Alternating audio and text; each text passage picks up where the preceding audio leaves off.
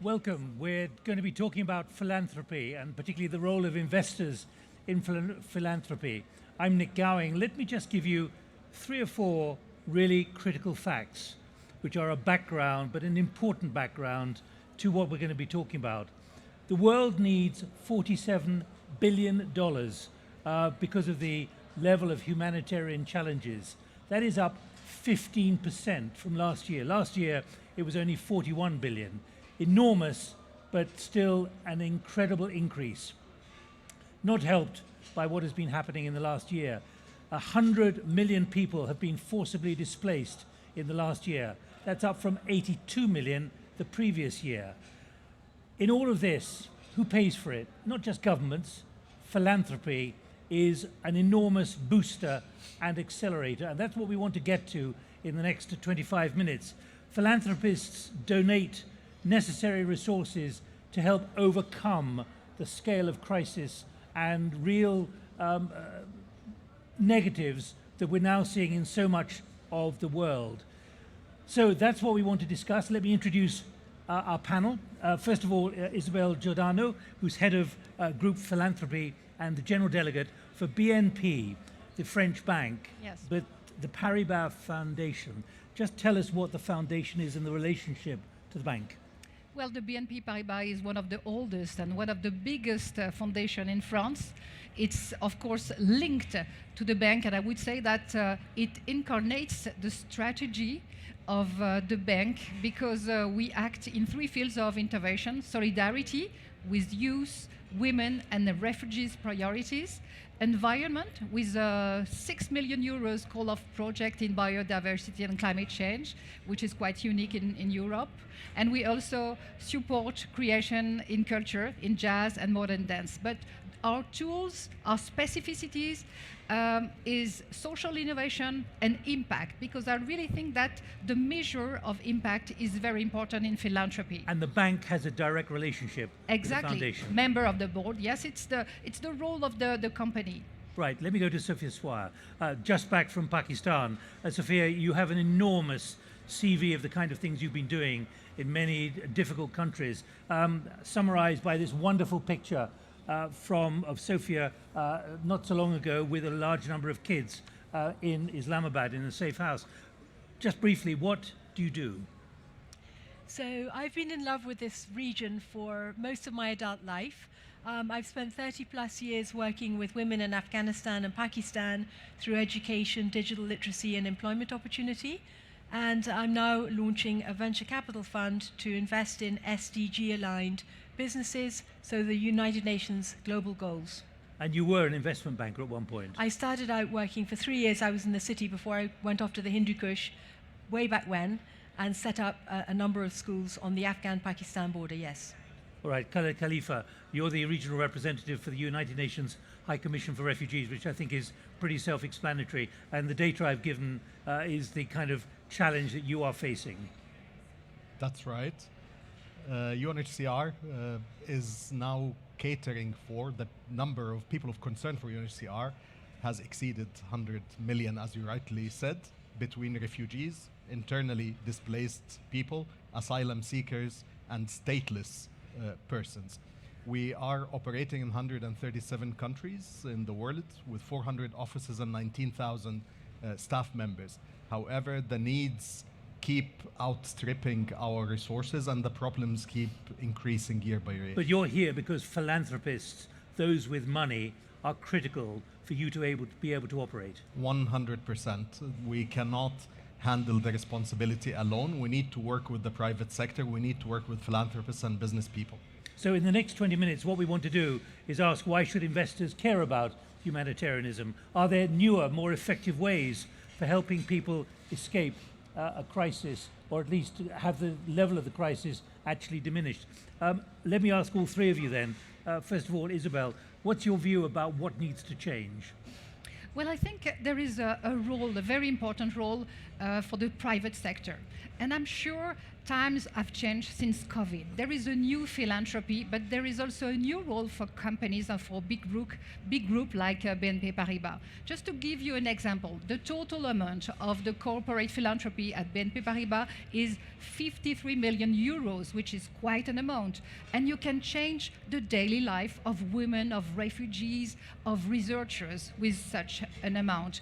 And since COVID, people have a growing awareness of solidarity, and that the companies has a role to play, because as we are among the first sustainable bank in the world, we have also the conscious of our responsibilities. You know, big result means big responsibilities. So I'm sure there is a need of more support, more agility, and being more maybe active, more proactive, to change, to have an impact on society. So this is really, as you said, the role of the philanthropy as a booster, as an accelerator of the social and environmental really transition. A booster and accelerator. Yes, really. I don't think many because people know philanthropy, that. you know, means taking risk, doing, making possible the impossible. So this is really part of our job as a foundation. But I'm sure there is also something that changed with the new generation that push us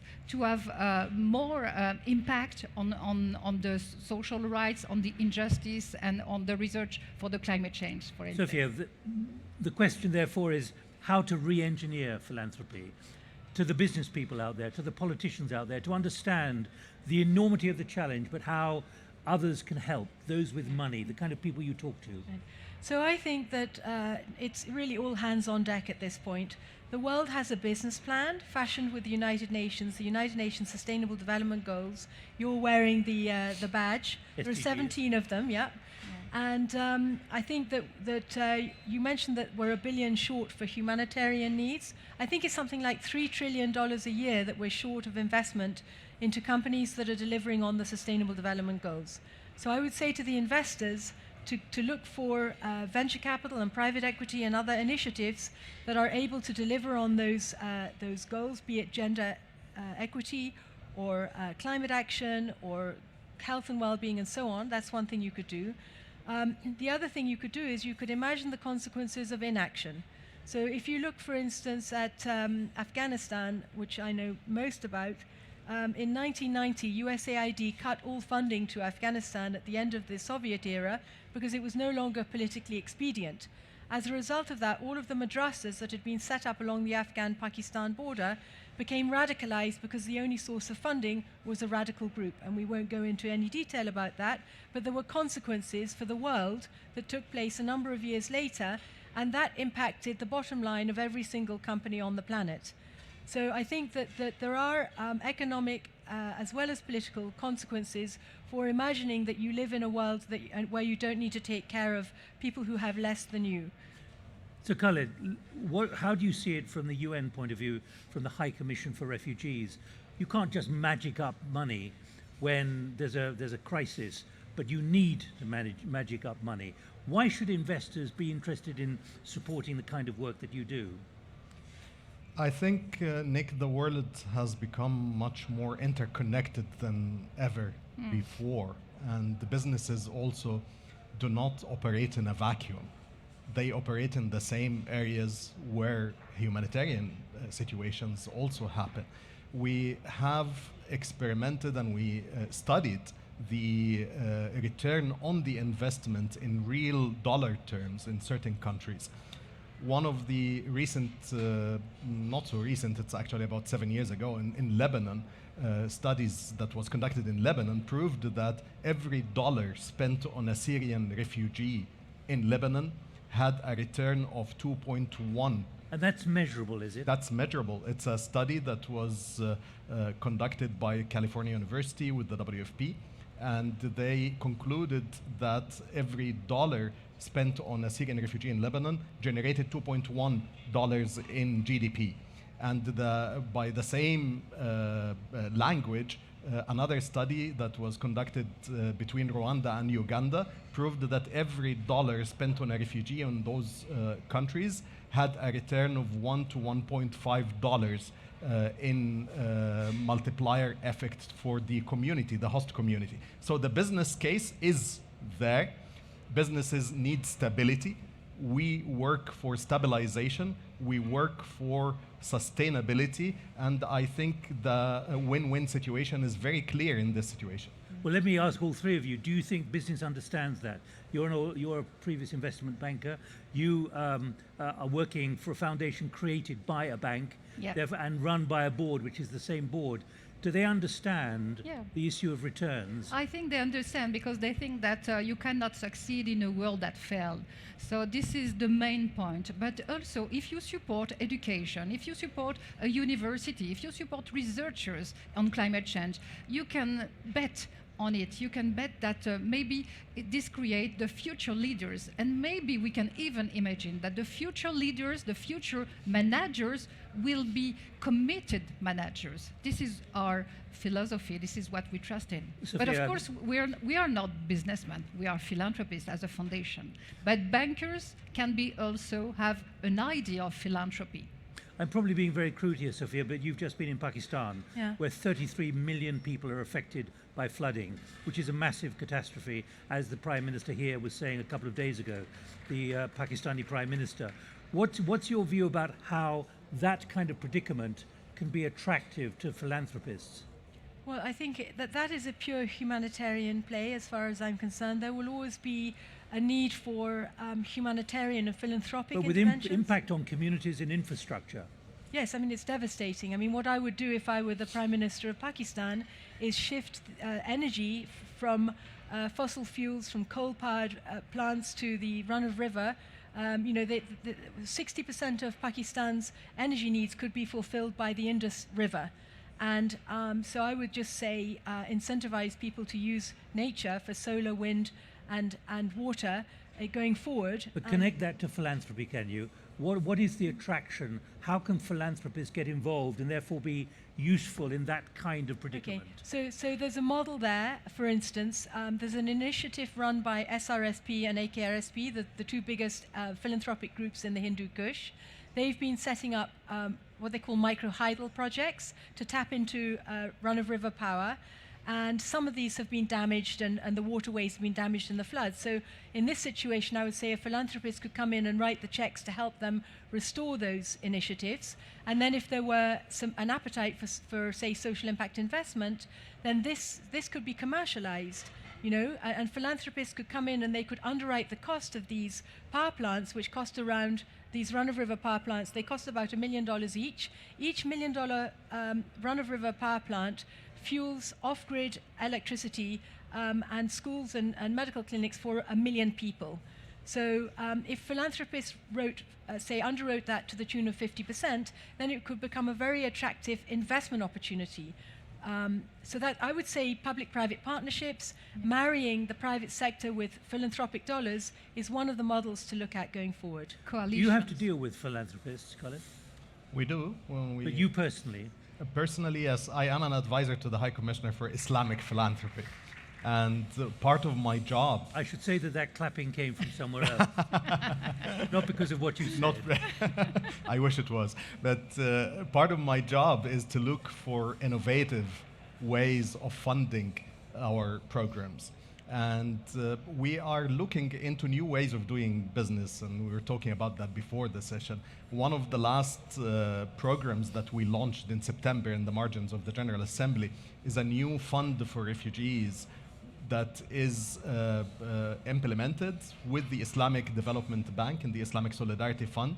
We already have $100 million in that box, and this money is going to be invested, and we will use the return only. We are not using the capital. Donors can get their money after 10 years, or they can contribute it forever if they wish. And we think that this is one of the new models that can generate sustainable funding for the humanitarian system. Well, let's move on. And Isabelle, I know you want to talk about this anyway, and your finger is up, but I would like to move on very quickly to how things are changing. We're probably looking through things in the old paradigm. What is changing, particularly with the new generation? This was what I was going to say, because you're talking about businessmen, but businessmen, we can see it here. It's also young women. Entrepreneur of 30 years old, people from the tech for good, they are attracted by philanthropy. And everyone is philanthropist right now, because you also have an emerging solidarity, an emerging philanthropy from the employees. In the companies, we can notice that people are more and more engaged and committed. Regarding Pakistan, I would take the example of BNP Paribas employees who have given money, given support to Pakistan, even if they are far away, even if they are based in Germany or in France. But you've got a lot of next gen Yes. who are philanthropists as well. Yes. How much is their attitude changing? Oh, I think it's 100%. What is happening? This is a new generation, and this is also mainly because of COVID. This is also because people know that we are going to face more and more crises, refugees, climate refugees. This is increasing. So people want to have a better life. They want to have more solidarity.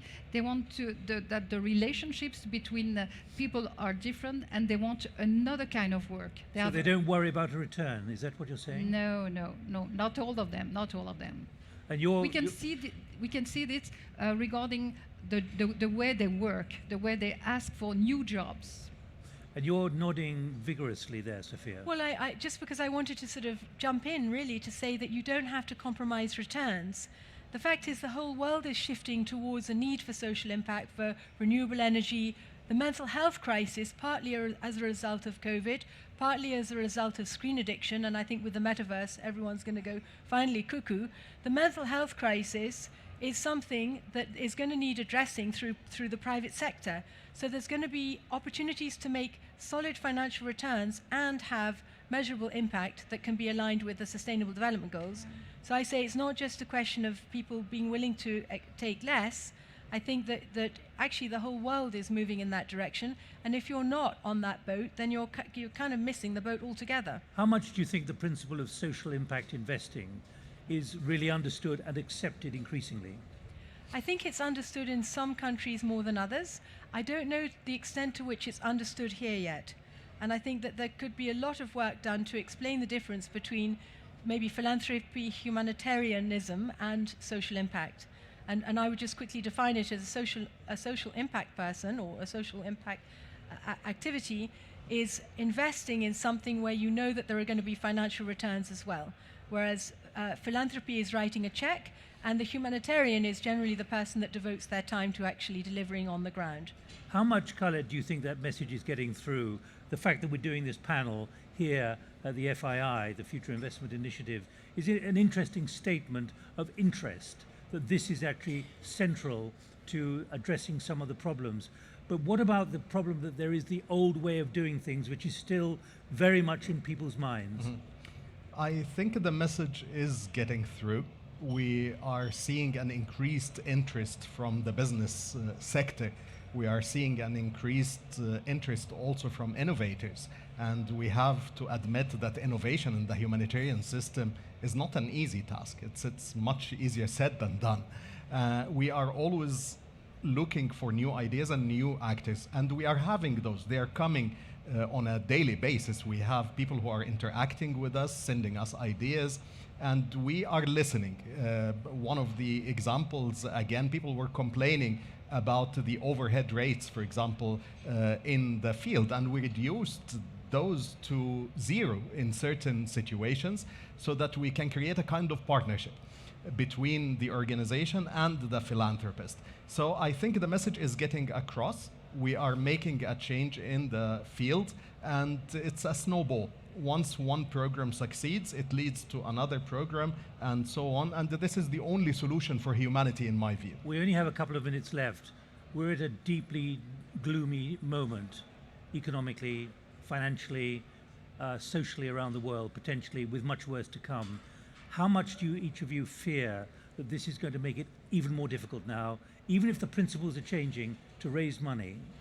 I don't have no fear, because I believe, and I'm really optimistic because I'm realistic. I do think that profit and growth is not the only goal for a company. And the CEO who has understood this, he's the CEO of the future. This is the company of the future. And greed is the ancient world. But whether it be This is the past. private people or big corporations or big institutions, they're all going to be stressed by liquidity problems, which means cash. Yes, but I also believe that people are passionate nowadays for social justice. Sophia.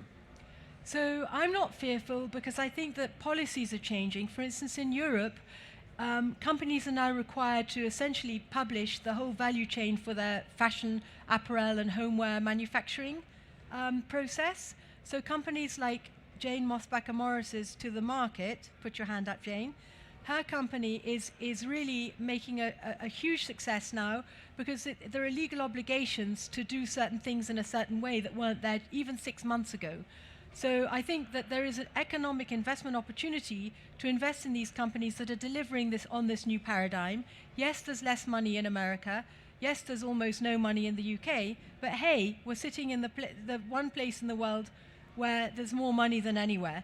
And I think that what I've seen, much to my delight, is a great awakening here in Saudi Arabia. Did you know that 60% of the new businesses here are founded by women? Over 50% of graduates here are women, and the fastest growing rate of female entrepreneurship in the world is in Saudi Arabia. So I have hope and faith for the future. And Khaled, last word. I gave those statistics at the beginning 25 minutes ago about $47 billion needed, up 14% from last year, 100 million people displaced.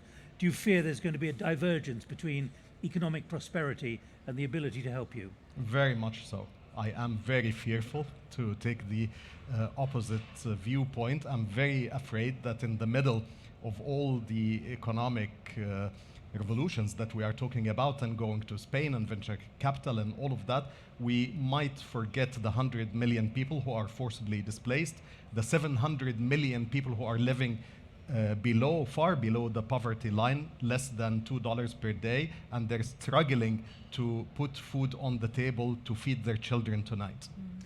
Khaled, Sophia and Isabelle, thank you very much indeed. Thank you. So we've Thank you looked very at much. re-engineering philanthropy with a degree of concern. Thank you all very much indeed. Thank you. Thank you, Nick. Thank you.